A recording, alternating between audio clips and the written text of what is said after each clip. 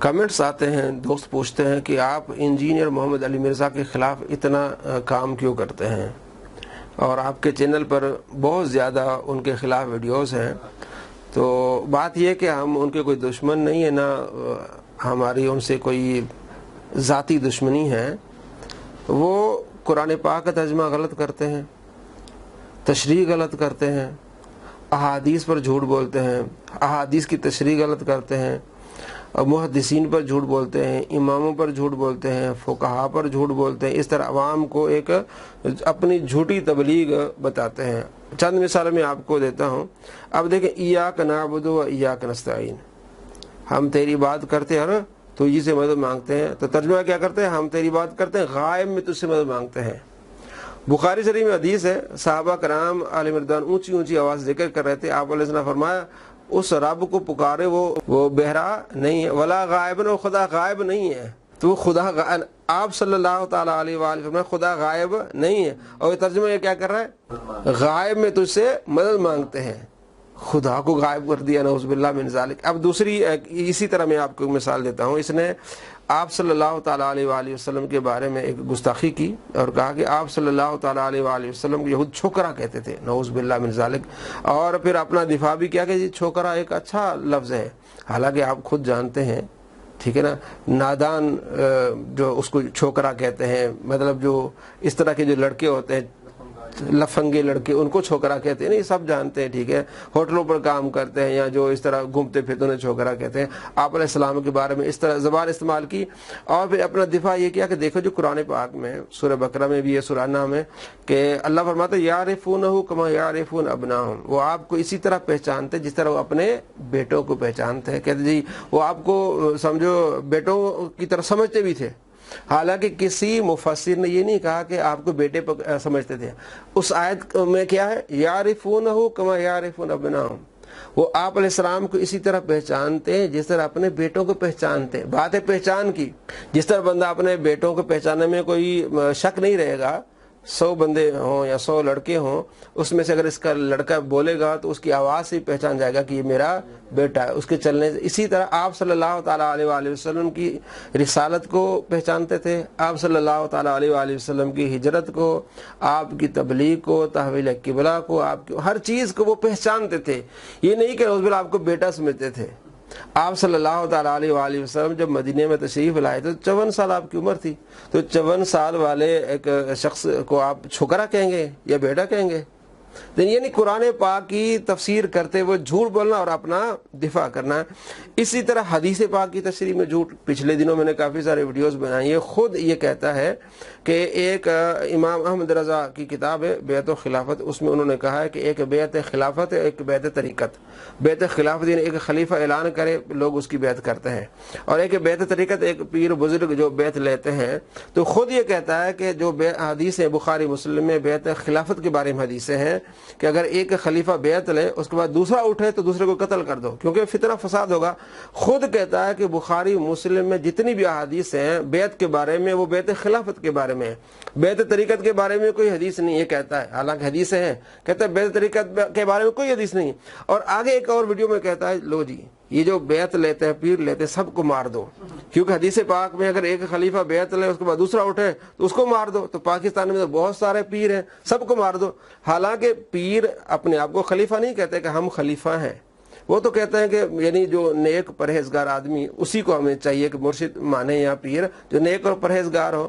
تو وہ یہ کہتے ہیں کہ جناب علی نماز کی پابندی کریں، قرآن پاک پڑھیں، زکوٰۃ دیں، والدین کا ادب احترام کریں، اسی پر وہ بیعت لیتے ہیں۔ اس نے وہ حدیث جو خلافت کے بارے میں تھی وہ اٹھا کے بیعت طریقت کے بارے میں کی اور کہا ان سب پیروں کو قتل کر دو، اور اسی بات پر اس کو پکڑ کے لے گئے، اور بعد میں بہانے بننے لگا جی میرے چھوٹے چھوٹے کلپس کاٹتے ہیں۔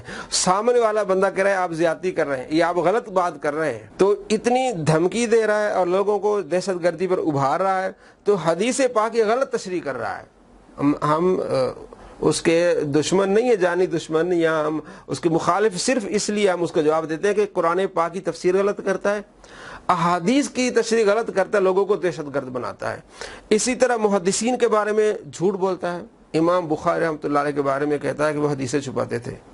امام مسلم کے بارے میں اس نے جھوٹ بولا، جو ویڈیو نمبر 905 میں نے اس میں دکھایا، یہ بار بار کہتا ہے کہ جناب امام مسلم نے یہ لکھا اپنی کتاب صحیح مسلم میں، مقدمے میں لکھا ہے کہ ضعیف حدیث کسی کام کی نہیں ہے، کیٹاگوریکل مینشن کر دیا ہے۔ اور جب ہم نے بار بار جواب دیا نا کہ امام مسلم نے تو لکھا ہی نہیں، آپ جھوٹ بول رہے ہیں امام مسلم پر، تو پھر کہتا جی میں نے نتیجہ نکالا اس سے، میں نے نتیجہ اخذ کیا ہے۔ تو امام مسلم یعنی خود بھی وہ کیا گیا، مان گیا۔ اسی طرح امام مالک کے بارے میں جو میں نے پہلی ویڈیو میں بتایا کہ امام مالک کے بارے میں اس نے جھوٹ بولا، امام ابو یوسف پر جھوٹ بولا، اور امام مالک کی گستاخی کی کہ وہ سنی ٹنی تھے۔ امام احمد بن حنبل رحمۃ اللہ علیہ کی گستاخی کی کہ امام احمد بن حنبل سے ہم اختلاف کرتے ہیں، ان کو چیرا دیں گے۔ امام احمد بن حنبل کا ایک قول ہے، جب آپ کے مخالف لوگ آئے نا تو آپ نے فرمایا کہ جنازے فیصلہ کریں گے، کیونکہ جو نیک لوگ ہوتے ہیں ان کے جنازے پہ سارے لوگ امنڈ آتے ہیں، جنازے فیصلہ کریں گے، جو ظالم ہے ان کے جنازے پر کوئی نہیں جاتا۔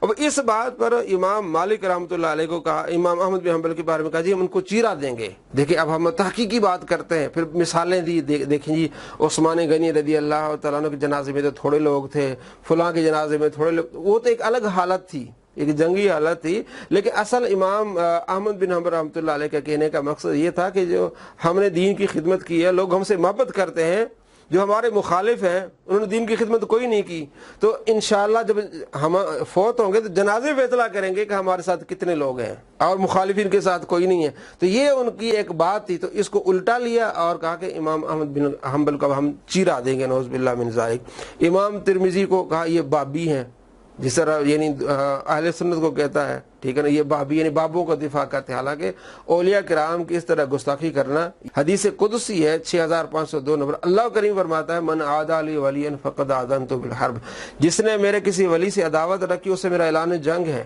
عداوت رکھنے سے یعنی دل میں اگر کسی کے دل میں کسی ولی کے بارے میں عداوت ہو تو اللہ فرماتا ہے اسے میرا اعلان جنگ ہے۔